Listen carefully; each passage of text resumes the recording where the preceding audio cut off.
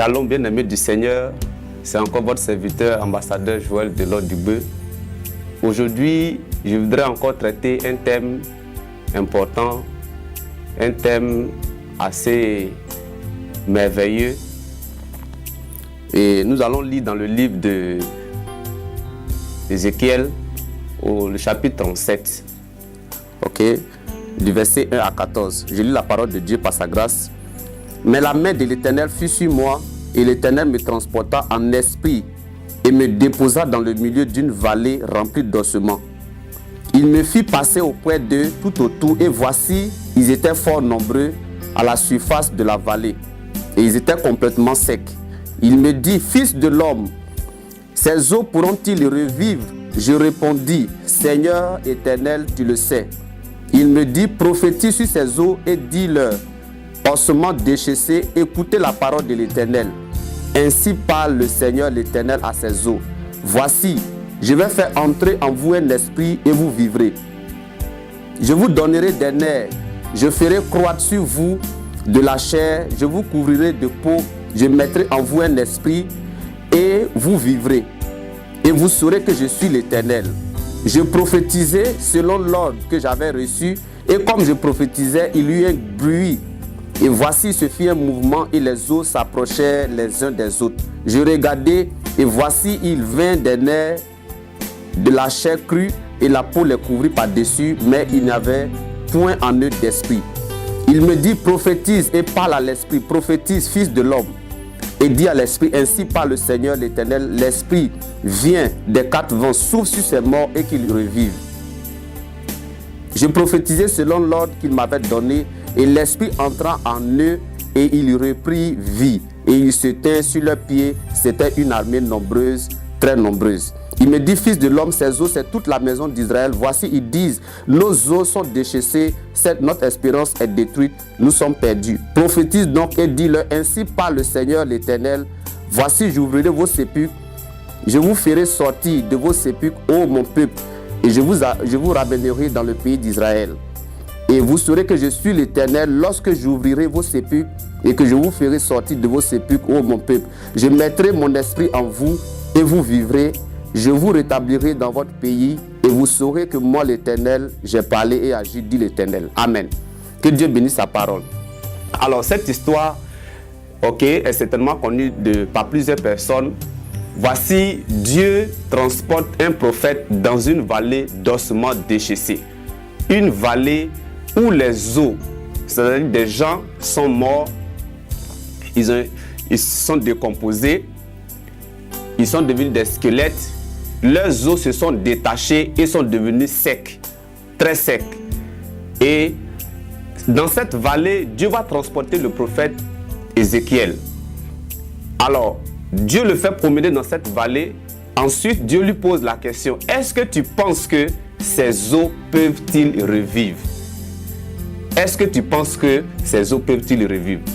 Et la réponse du prophète est vraiment intéressante parce que, amen, il répond à Dieu, Seigneur, tu le sais. Une manière de dire à Dieu, si tu le veux, c'est possible.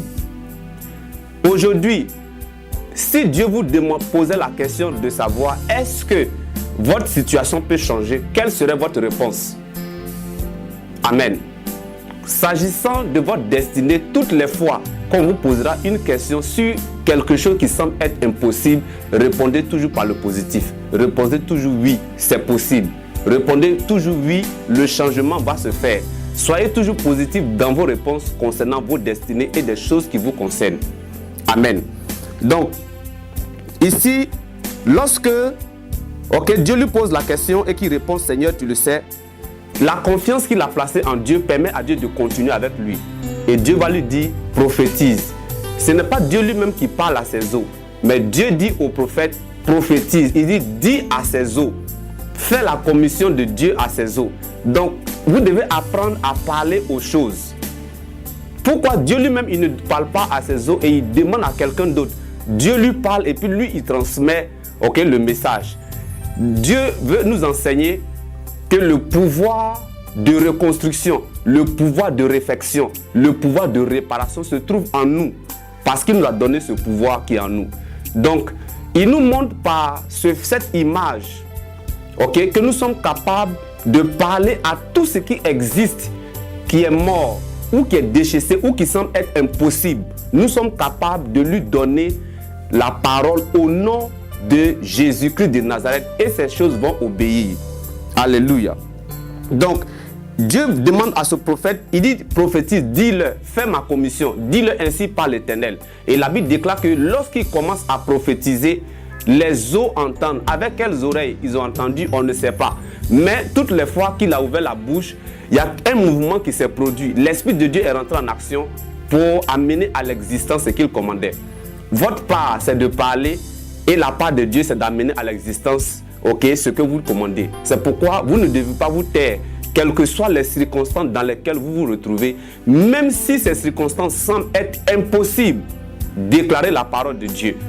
Et c'est pour cela qu'il est important pour vous de connaître la parole. Parce que si vous ne connaissez pas la parole, vous ne saurez pas faire la commission de Dieu. Il a dit, annoncer la parole à toute la terre, même à la création, à toute la création. Pas seulement aux hommes, mais à tout ce qui est créé. Donc vous pouvez parler à votre maison, vous pouvez parler à votre voiture, vous pouvez parler à vos finances, vous pouvez parler à votre maison, à tout ce qui existe. Ils vont entendre parce qu'ils contiennent ce que vous utilisez pour leur parler. La parole a tout créé. Donc tout ce qui existe est créé par la parole et existe par la parole. Donc c'est pour cela que quand vous utilisez la parole pour leur parler, ils entendent et ils obéissent au nom de Jésus-Christ. Amen. Donc qu'est-ce qu'il faut faire devant la situation? Il faut parler. Ézéchiel, se trouvant dans cette vallée, dans une situation de désolation, de désespoir, dans une situation impossible, il pouvait passer son temps à pleurer, mais Dieu lui a dit, prophétise. Je veux encourager une personne à prophétiser. Apprends à parler à ta vie. Apprends à parler à ta destinée. Ne parle pas des problèmes. Parle aux problèmes. Dis-leur ainsi par l'Éternel. Au nom de Jésus-Christ de Nazareth, ils quitteront ton chemin. Parce que Ézéchiel n'a pas parlé des eaux, mais il a parlé aux eaux déchaissées. Alléluia. Donc, vous voyez encore le pouvoir de la parole. C'est pour ça que, ok, nous disons que la parole est sacrée. La parole contient un pouvoir.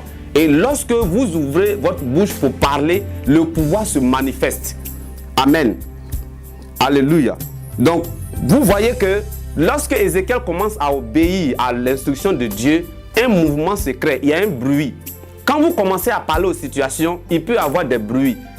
Il peut sembler comme si ces situations sont en train de s'empirer, mais au contraire, elles sont en train de se mettre en ordre pour pouvoir se résoudre au nom de Jésus-Christ de Nazareth. Imaginez vous-même des eaux qui sont déchaissées, des eaux qui sont dispersées, sont capables d'entendre la parole de Dieu pour se ranger. La tête trouve le chemin, ok? Les eaux trouvent, chaque os a trouvé le chemin pour venir se positionner. La tête s'est positionnée, les pieds, ainsi de suite. Personne ne les a rangés. Eux-mêmes, ils ont trouvé le chemin pour se positionner. C'est vraiment formidable avec l'Éternel. Alléluia.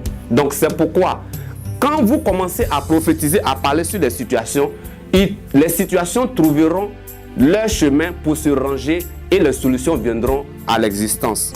Alléluia. Alléluia. Donc, la parole que Ézéchiel a prononcée a pris forme. Et cette parole est rentrée en action pour pouvoir ranger ces eaux-là et mettre chaque os à sa place. Alors, il prophétise. Les os qui étaient dispersés se rangent et forment un squelette humain. Dieu dit ce n'est pas encore fini. Il continue toujours. Les nerfs viennent sur ces os. Ensuite, la chair vient et la peau remplit ces os et il passe d'ossements déchaissés à un cadavre. Et Dieu lui dit ce n'est pas encore fini parce que je n'ai pas dit que ça va devenir des cadavres, mais plutôt revivre. Donc, une manière de vous dire, tant que ce que Dieu vous a dit n'est pas encore arrivé, n'arrêtez pas de parler, n'arrêtez pas de prophétiser, n'arrêtez pas de prier, parce que ce que Dieu a dit, c'est ce qui doit arriver. Ne vous limitez pas ou ne vous contentez pas de ce que vous avez déjà, tant que vous n'avez pas atteint votre objectif. Donc, Dieu lui dit, appelle maintenant l'Esprit. Et la Bible dit, il appelle l'Esprit. Et l'Esprit vient pour rentrer dans ces hommes et ils sont devenus une armée vivante. La parole de Dieu s'est accomplie. Alléluia. Donc la parole de Dieu va s'accomplir pour toi lorsque tu vas parler à cette situation et tu vas lui faire la commission de Dieu. Qu'est-ce que Dieu a dit que tu dois dire? Pour une personne qui est malade, tu m'entends. Qu'est-ce que Dieu a dit au sujet de la maladie? Il dit, par les maîtresses de Christ, nous avons été guéris. Donc dis à cette maladie, par les maîtresses de Christ, j'ai été guéri, libère ma vie. Cette maladie entend. elle va partir. Pour une personne qui est en train de subir, qui est victime des fléaux de la société, la Bible dit quoi? Aucun fléau ne s'approchera de toi. Donc dis à ces fléaux, vous ne devez pas vous approcher de moi parce qu'il est écrit.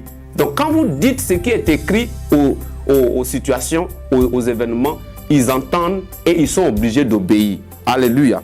Bon, pour quelqu'un aujourd'hui qui a une situation, qui se trouve dans des situations vraiment compliquées, les problèmes de finances, tout ça, parle à tes finances. Dis les finances, ainsi par l'Éternel. Jésus-Christ de Nazareth s'est fait pauvre pour que je sois riche. Les finances vont venir.